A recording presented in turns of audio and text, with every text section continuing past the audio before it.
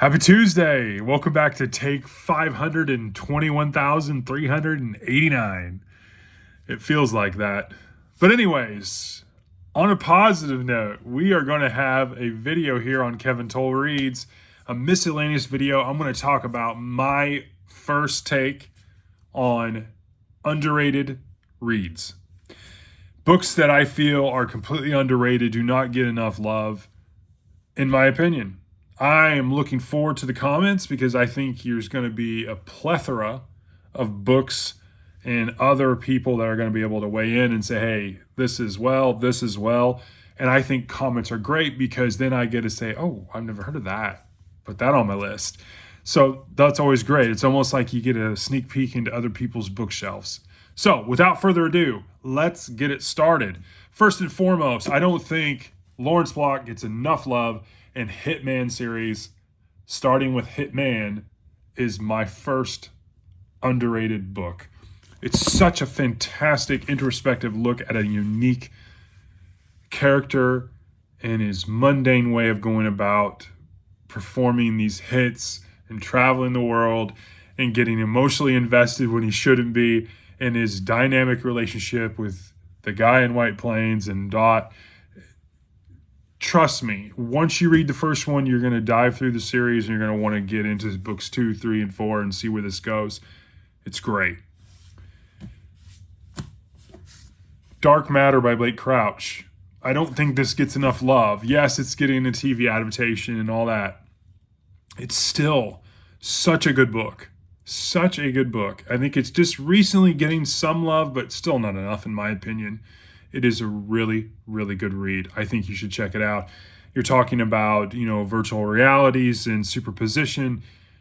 It gets into the sci-fi, but not, again, I love Blake Crouch and Michael Crichton because it doesn't get overly scienced on you, yet you have this thriller story and it reads so fast. I mean, you can knock this book out in a weekend and completely enjoy yourself.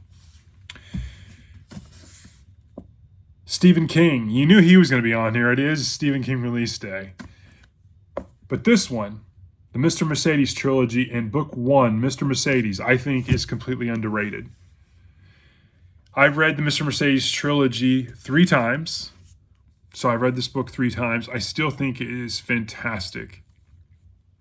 The fact that you get your first foray in meeting Bill Hodges, Jerome, Holly, it's great.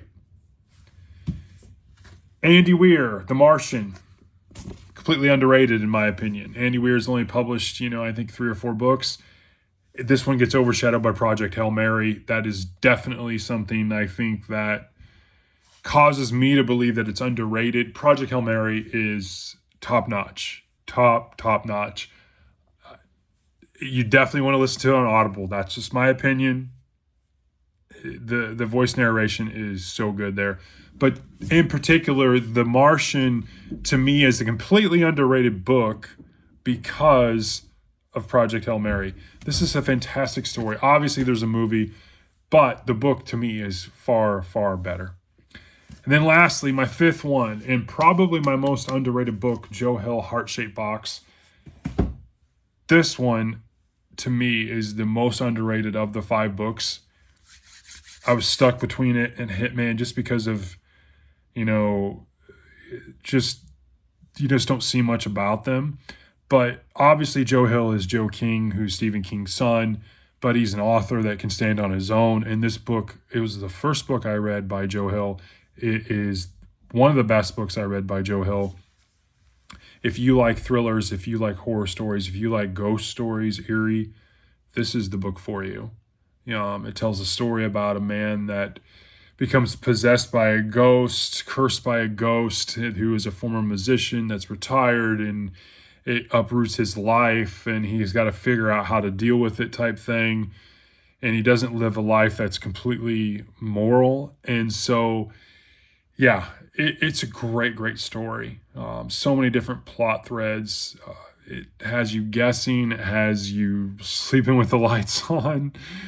It's a great, great story. I highly recommend it. So those are my first take on my top underrated books. If I do this again and say another year, I mean, I might have a brand new list. I probably will. I actually somewhat went through my Audible library as well. I've got over 300 books in my Audible library, and there's probably a couple I could maybe throw on the next list because I think they deserve it. So, anyways, again, I'd love to hear from you. Comment. That's always a great way to see, hey, I never thought about that book being on this list, or I've never heard that book. I want to put that on my list for my next book haul. So, give me a comment if you have some books you think are very deserving of the title of underrated. I'd love to hear from you. Hope you're having a great Tuesday. I'll talk to you later.